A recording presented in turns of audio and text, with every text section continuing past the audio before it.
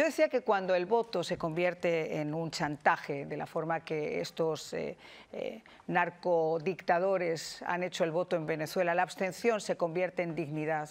A mí me cuesta mucho trabajo, y lo conversábamos ayer en la radio, escuchar, por ejemplo, a Capriles tratar de maquillar un voto y pedirle a la gente que vote, porque esto es lo que puede llegar a suponer el cambio. Cuando tienes un presidente legítimo de Venezuela, tienes una banderada por la libertad, tienes gente como tú que tienen que estar en la clandestinidad porque ese régimen impone, y a través de esa imposición es muy difícil que nadie pueda elegir. Bueno, mira, muchas gracias a ti, Marian, por la conversación, y mi saludo fraterno y respetuoso a Maybor, que es una periodista también excepcional. Mira, lo que estamos viviendo en Venezuela es una férrea dictadura, una dictadura oprobiosa, una dictadura denigrante, una dictadura signada por la presencia, como decía Maybor, de una persona absolutamente repudiada, como lo es Nicolás Maduro. Absolutamente repudiado. El repudio que tiene Venezuela ante Nicolás Maduro no tiene parangón alguno. Y ese país tomó una decisión el 28 de julio, y esa decisión fue vulnerada por Nicolás Maduro y por su Consejo Nacional Electoral en las manos de un impresentable como el señor Amoroso, que ha tenido otros cargos en los que ha, por ejemplo, inhabilitado a la dirigencia política cuando fue Contralor General de la República. Así que el pueblo de Venezuela está claro, y yo creo que sí hay realmente en el pueblo venezolano una unidad en cuanto a la visión, a la estrategia, al liderazgo. Hay una unidad en el sentido de que la gran mayoría del pueblo repudia a Nicolás Maduro, reconoce el liderazgo de María Corina y de Edmundo González, y está ganada a que ese cambio político que lo decidió el 28 de julio se convierta en una realidad lo más pronto posible. Que algunos tomen la decisión de ir en contra de sus partidos políticos, de la plataforma unitaria, del liderazgo de María Corina, del liderazgo del Edmundo y de la opinión pública medida en encuestas, es algo que le compete a ellos, y cada quien asumirá las consecuencias de los actos que comete en medio de la grave situación. Pero si algo necesita este país en este momento es consistencia, es contundencia, es firmeza, es lucha clara, sin ambajes, sin desvíos, en función de lograr el objetivo del cambio político. Nada es tan importante como eso. El cambio político, la salida de Maduro, abre la puerta. Si nos quejamos por las sanciones, que salga Maduro para que se acaben las sanciones. Si hemos tenido un problema gravísimo de migración producido por Maduro, que salga Maduro para que la gente pueda regresar y podamos reunificar a la familia venezolana. Si han destruido el aparato productivo, que salga Maduro para que se recomponga la economía. Si destruyeron la industria eléctrica, petrolera, si destruyeron el comercio, destruyeron todo en Venezuela, la piedra de tranca para que el país pueda funcionar se llama Nicolás Maduro, y por eso ese objetivo es claro y vamos a trabajar en él hasta lograrlo. Señor Guanicpa, usted fue elegido gobernador por voto popular, por el voto de la gente, pero fue destituido precisamente por no plegarse, no subordinarse a una constituyente absolutamente ilegítima. ¿Qué significa para usted, obviamente, tener que enfrentarse a un poder que criminaliza el honor, que impone, y hacerlo además desde la dignidad de un hombre como usted que tiene que estar en la clandestinidad? Bueno, mira, yo me siento profundamente tranquilo en cuanto a las decisiones que he tomado, porque he demostrado que esas decisiones van en favor no de mis intereses personales, sino del país, porque lo que está sufriendo en este momento es todo un país, es toda una nación que ha sido sometido a una situación absolutamente inaceptable por parte de este régimen dictatorial. Y el estado Zulia, que es el estado más poblado de Venezuela, es quizá el estado que más problemas ha tenido, es el estado que está peor en todas las materias. Tú revisas, por ejemplo, la migración, y el Zulia tiene un porcentaje más elevado de migración interna, es decir, hacia otros estados del país, y externa hacia otros países del mundo. Es el que tiene mayor porcentaje de migración. Cuando tú revisas los índices socioeconómicos, la pobreza, por ejemplo, en el Zulia está en 94,7%. La pobreza, un poquito menor está en Venezuela. Lo que te quiero decir es que es un Estado que ha sufrido muchísimo la presencia tanto de Chávez como de Maduro en el poder y ha sido el primer Estado petrolero de Venezuela. Ha generado riqueza, bueno, inconmensurable para todo el país. Yo te diría que las grandes empresas, las grandes hidroeléctricas construidas en Venezuela se hicieron fundamentalmente con el petróleo que salió del Zulia. Y hoy el Zulia es un estado absolutamente depauperado. Esa situación nos tiene que motivarnos a continuar dando la pelea para lograr que el cambio político sea una realidad. Y cada vez que me ha tocado tomar una decisión, yo pienso primero en el objetivo fundamental, lograr el cambio político en Venezuela. Y por eso quizá en el principio no había mucha comprensión con la decisión que tomamos de no ir a juramentarnos ante la farsa constituyente que fortalecía a Maduro en el concierto internacional, y hoy quizás las cosas están mucho más decantadas y la gente sabe que lo hemos hecho en función de lograr que el país se reencuentre consigo mismo e inicie un gran proceso de transformación nacional. Señor Guanipa, le voy a hacer la misma pregunta a Maybor solamente en unos instantes, pero quisiera preguntarle a usted, porque obviamente después de lo que pasó el 28 de julio, de que ese pueblo salió masivamente a votar, de que además la diferencia de votos con las que ganó el presidente legítimo de Venezuela, el señor Edmundo González Urrutia, apoyado además por la gran abanderada de la libertad y de la resistencia, que es María Corina Machado. No nos olvidemos que ella es la figura principal, que ahora también está en la clandestinidad. Después de que eso se hiciera público, que las actas salieran, que se pudiera demostrar al mundo la clase de régimen corrupto que es el régimen de Maduro, la gente tenía la esperanza de que quizá hubiera un momento cercano a ese 28 de julio donde el presidente pudiera ejercer sus funciones, donde Maduro desapareciera del poder, pero obviamente esto es muy complejo porque no es solamente un gobierno dictatorial, es un gobierno dictatorial, corrupto y un cartel del narcotráfico que se miden y actúan exactamente como actúa cualquier cartel de delincuentes. ¿Cómo se sostiene la lucha en un país donde no existe, obviamente, un Estado de Derecho, donde protestar, oponerse significa la cárcel, personas mayores, chicos jovencitos, niños incluso, como vimos después del 28 de julio, la cárcel o incluso la muerte civil? Sí, es muy complejo, Mariana, y yo te voy a decir algo, yo me quito el sombrero ante el pueblo venezolano.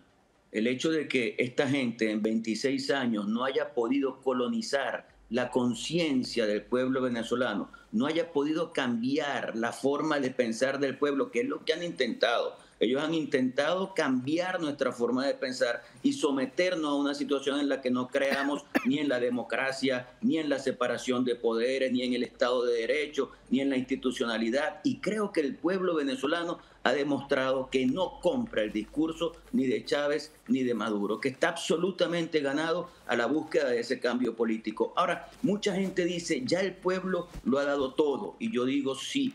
El pueblo venezolano realmente ha estado a la altura de las circunstancias, pero no hemos logrado el objetivo. Y si no hemos logrado el objetivo, yo no puedo decirle mentiras a la gente. Yo no puedo decirle, ya todos hicimos lo necesario, ahora esperemos que otro nos resuelva el asunto. Tenemos que seguir, tenemos que continuar. En los momentos más difíciles que el país vive, es necesario que la nación venezolana se mantenga con fuerza dando la pelea para lograr ese cambio político. Y por eso invito a la gente a que continuemos, a que nos organicemos, nos formemos, actuemos en resistencia civil, en desobediencia pacífica, en función de generar la presión necesaria, conjuntamente con la presión internacional, que también necesitamos para lograr desestabilizar a Maduro y lograr que el cambio político sea una realidad en Venezuela.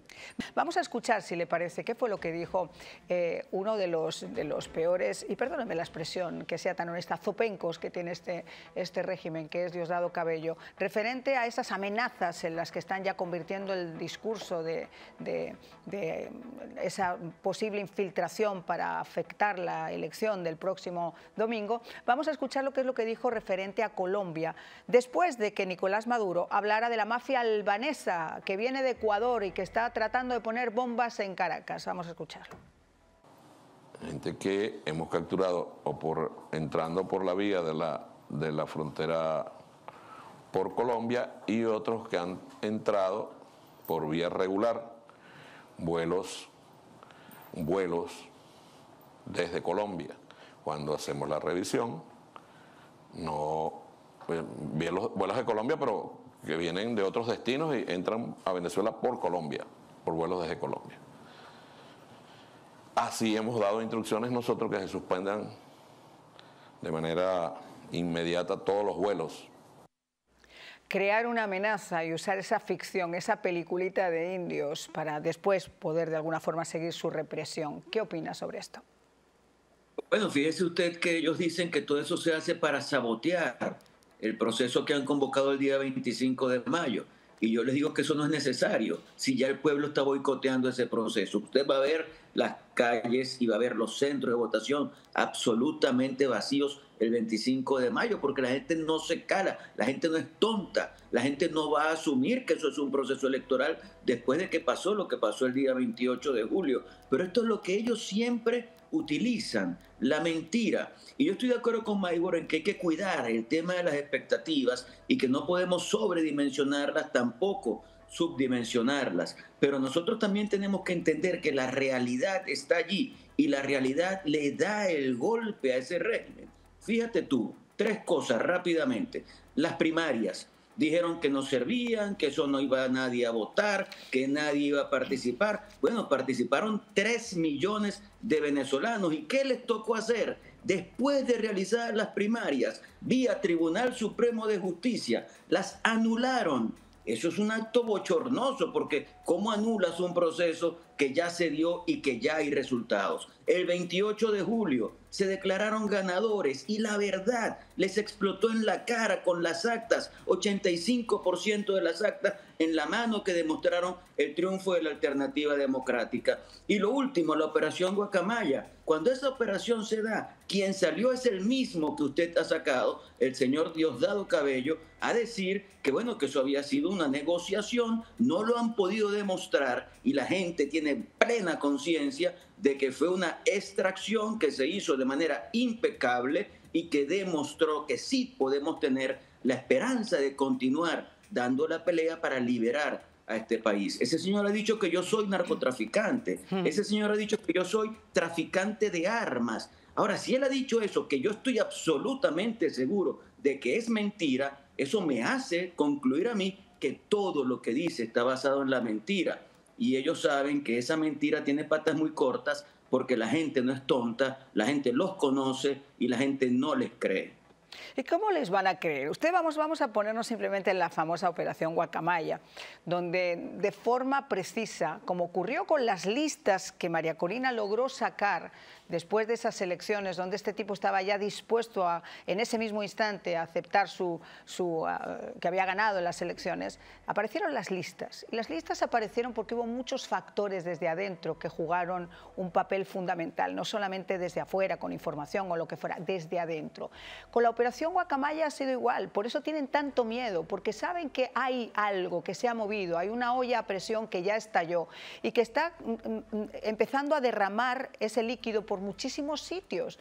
Yo lo que creo es que en este instante el régimen tiene miedo, tiene más miedo que nunca. Si ustedes piensan que el régimen colaboró en lo que fue esa extracción para sacar a los 5 opositores de la embajada de Argentina en Caracas después de 400 y pico días, les voy a dar un solo dato. Imaginen las fotos que hubieran hecho, los videos que hubieran hecho, la forma en la que hubieran tratado de explotar esa negociación con los Estados Unidos. No tienen nada porque simplemente no ocurrió. Y eso, como dice el señor Guanipa, es importantísimo, porque deja clara la posibilidad de que son penetrables, no son un régimen impenetrable, no son un régimen que estén blindados por los 4 costados, y ellos lo saben. Ayer se produjo también una liberación de Gerald Lloyd, este es un hombre veterano de las Fuerzas Aéreas que había sido detenido en el 2022 sin el debido proceso. Lo logró Richard Grenell, uno de los asesores de Donald Trump, el negociador de Donald Trump, y se ha especulado mucho sobre esta liberación, que al final del día lo que sí sabemos es que no ha habido condiciones. Si hubiera habido condiciones, si hubiera habido una negociación importante, ese mismo señor que yo he pasado, o el otro del bigote que habló de los 38 detenidos de la mafia albanesa de Ecuador, hubieran salido al instante, Juan Pablo. Sí, en efecto, así es. Creo que los Estados Unidos está haciendo un papel en cuanto a la liberación de detenidos en Venezuela que son procesados solamente por ser estadounidenses, son procesados solamente porque el régimen necesita buscar fórmulas para presionar a otros países, porque no solamente son detenidos de Estados Unidos, son gente de distintos países del mundo que están detenidos, como es por ejemplo el gendarme argentino y otras personas que, bueno, que se les ocurrió venir al país porque tenían una novia o por lo que fuera y fueron detenidos por parte del régimen para tratar de utilizarlos como fichas de canje. Pero es que yo creo que en definitiva lo que este régimen intenta es tratar de mantenerse sin tener ningún respaldo popular y piensan que podrían lograr la quiesencia del mundo diciendo que, bueno, que ellos tienen una visión democrática, que tienen unas elecciones el 25 de mayo, que sueltan a presos políticos, pero todos sabemos que todo está asignado por la desesperación por mantenerse en el poder sin importarles el profundo daño que le han hecho a este país. Mira, ¿qué sería de Venezuela si no hubiéramos caído en manos de Chávez y Maduro? Son 26 años que hemos perdido, 26 años en los que hemos ido a una situación de depauperación y de realidad en materia de producción, de pobreza, de economía, de sociedad, de salario, de todo, que es lamentable y que clama al cielo. Pero bueno, nos corresponde dar la pelea, lograr vencerlos e iniciar el más importante proceso de transformación que cualquier país haya tenido en las últimas décadas en el mundo. Eso es lo que aspiramos para Venezuela, porque sentimos que tenemos todas las potencialidades para poder echar hacia adelante, para que nuestra gente regrese, para que haya nuevamente armonía en las casas de cada uno de los venezolanos y para que podamos entonces llevar adelante ese proceso que permita que el país se levante con ánimo, con entusiasmo y se encuentre con el siglo XXI. Venezuela no ha entrado al siglo XXI. ¿Qué le diría a todas estas personas que nos están viendo ahora sobre estas elecciones, sobre la situación de Venezuela resumida? ¿Cuál sería su mensaje, señor Guanipa? Y además, en un caso como usted, que está en la clandestinidad luchando por esa libertad del pueblo venezolano en primera persona. Yo le diría a la gente que este episodio de la farsa del 25 de mayo pasa el domingo y el lunes tenemos que continuar con la lucha que estamos librando, que tenemos que tener resistencia, que tenemos que tener consistencia. Si en alguna oportunidad en el Reino Unido hubo todas las dificultades que hubo en la Segunda Guerra Mundial y Winston Churchill le ofreció a su pueblo sangre, sudor y lágrimas, yo diría que nosotros en este caso a los venezolanos tenemos que decirles, señores, tenemos que resistir, tenemos que continuar, tenemos que dar la pelea, tenemos que organizarnos, formarnos y actuar para lograr que el cambio sea posible en Venezuela. Hemos pasado por mucho, pero estoy seguro de que estamos mucho más cerca de una situación que pueda poner fin a la dictadura de Maduro y que podamos iniciar ese gran proceso que aspiro para el pueblo venezolano.